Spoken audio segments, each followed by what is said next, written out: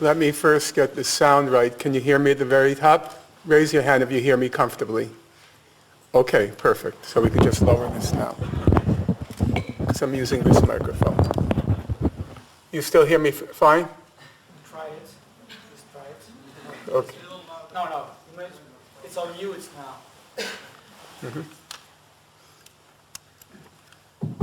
Okay.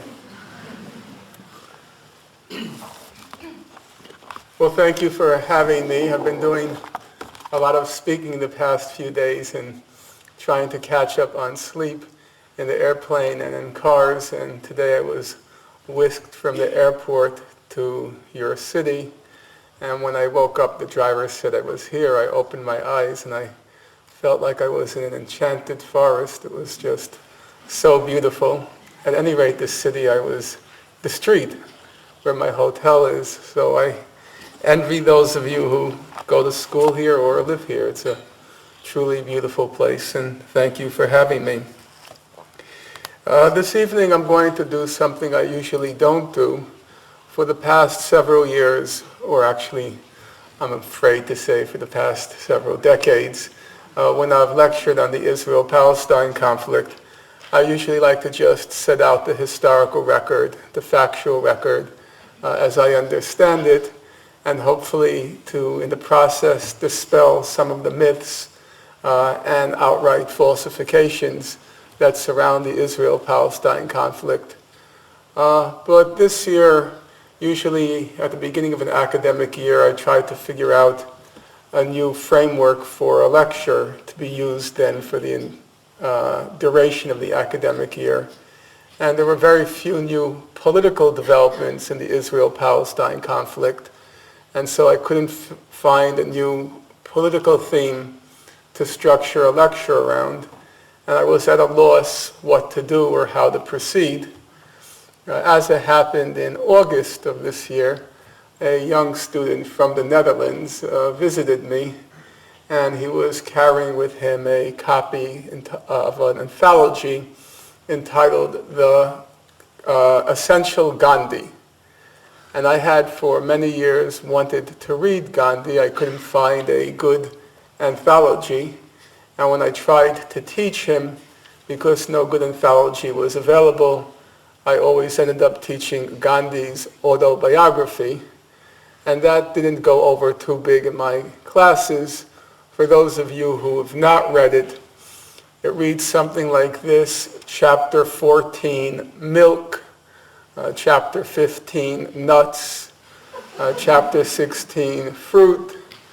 Chapter 17, more on nuts, then more on fruit. And just didn't seem to grab students. Gandhi was very concerned not only with his diet, but making it as simple as possible. As he liked to say, my diet consists of milk, fruit, and one unboiled and unsalted vegetable. That's it. But then I picked up the anthology and I read it through once. And the more I read, the more intriguing I found it. And at some point, it then moved me to start looking at his collected works, which run into some 90 hefty volumes, around 500 pages each. And I started to plow through the collected volumes one by one. I got up to 23 before I had to start writing, or the people who sponsored me would have throttled me. And I have to say that as I read, my respect for him kept increasing and increasing. There's an expression in American English, I don't know if they use it here, familiarity breeds contempt. The more you know somebody who claims greatness, the less respect you have for them. But that really does not happen with Gandhi. The more you read, the more you gradually get filled with awe. He really was a very impressive personality. not because he had a great mind, and he never pretended to have a great mind, but because, first of all, of his sheer moral consistency and moral force. We have the expression in English to talk the talk and walk the walk. Gandhi talked and he walked. He practiced by his beliefs in a remarkably consistent, almost you might say, awesome fashion. That in itself has to impress, especially when you're in academic life where there's a lot more talk than walk. But beyond that, he presented a model of a life which in my older years I've come to see as admirable. Namely, Gandhi did not respect the divisions between the public and the private, or the personal and the political. He didn't think there was a Chinese wall separating the two, that life was one seamless whole, and it was all about the search for truth. And there were really no hierarchies. It's not, in his view, correct to say that what appears to be a trivial item of your personal life is more important or looms larger than the great political struggles of the day. No, for him, they were all of equal significance, equal value, and of equal implication. So when you read his collected works, you'll find on one page he's talking about the struggle against British colonialism, and in the next page he's talking about his diet. On the next page he's telling you exactly how many pounds he gained or lost on a particular day, and in the fourth day he would express huge embarrassment that he had, to quote him, an erection in Bombay. And that was Gandhi.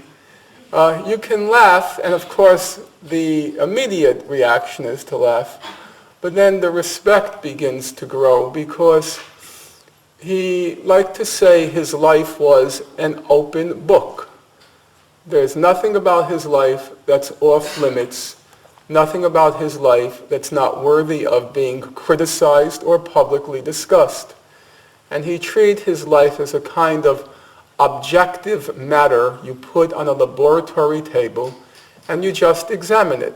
There's nothing to be ashamed of, nothing to be embarrassed of, just as long as when you discover a flaw in yourself, you make a real effort to correct it.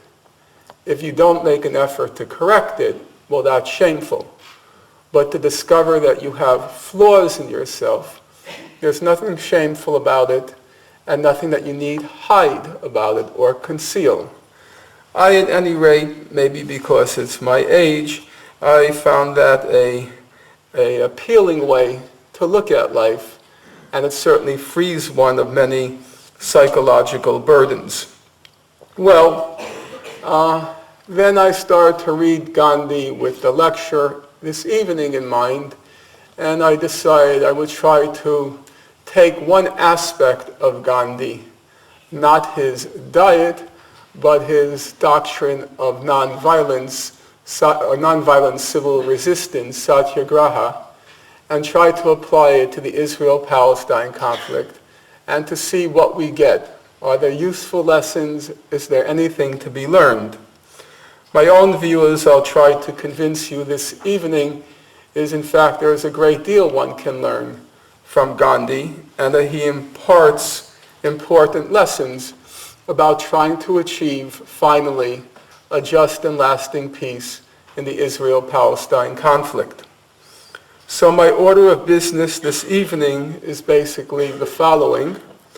Number one, I want to set out the terms for resolving the Israel-Palestine conflict, the basic principles for a just and lasting peace. Number two, to clarify what are the obstructions, what are the obstacles to trying to achieve a just and lasting peace. Number three, to look at Gandhi's philosophy of nonviolence as a means for trying to, as it were, remove the obstructions, remove the obstacles. And then number 4, to see whether it works in the case of the Israel-Palestine conflict. Well, that having been said, let me begin from the beginning. Probably one of the best kept secrets, in fact, I dare say, the best kept diplomatic secret today is that there exists a consensus in the entire world community, with a couple of exceptions to which I'll return. There exists a consensus for resolving the Israel-Palestine conflict.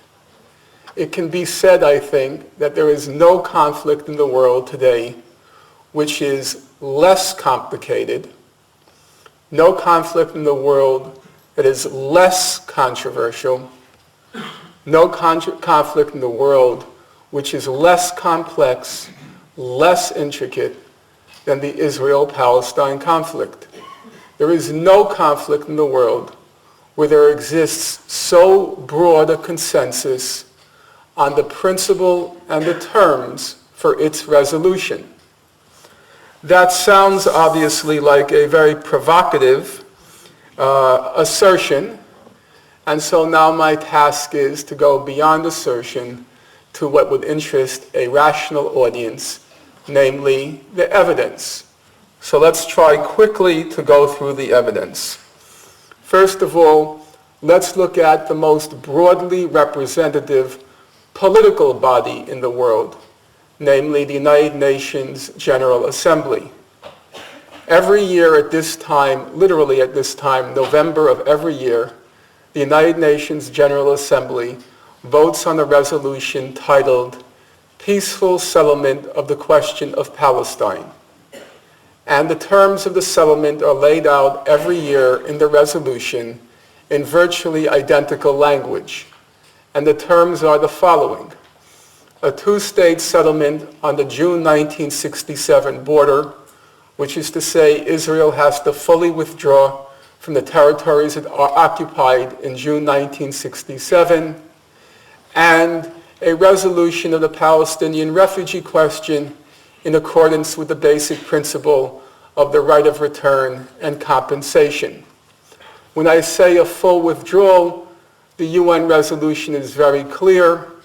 Israel has to vacate the whole of the West Bank, the whole of Gaza, and the whole of East Jerusalem because it conquered them during the June 1967 war, and the basic principle of international law, grounded in Article 2 of the United Nations Charter, is that it's inadmissible to acquire territory by war. Israel acquired those territories by war. It has no legal title to them. Those are the terms of the resolution. I'll briefly go through the votes over the past 10 years, giving representative years. You can check yourself because it's on the web. Peaceful Settlement of the Palestine Question. You can find it at your own leisure. 1997, the vote, 155 to 2. The 2 negative votes, the United States and Israel. 2002, the vote, 160 to 4. The 4 negative votes, Israel, the United States, the Marshall Islands, and Micronesia. 2004, the vote, 161 to 7. The negative votes, Israel, the United States, Australia, Grenada, the Marshall Islands, Micronesia, and Palau. 2007, the last year, the vote, 161 to 7. Israel, the United States, Australia, the Marshall Islands, Micronesia, Nauru, and Palau. That means, well, for this year, the vote is occurring right as we speak, and it seems like Australia will this year join the rest of humanity. And so the vote will be Israel, the United States, the Marshall Islands, Micronesia, Nauru, Palau, and some years Tuvalu joins with Nauru and Palau.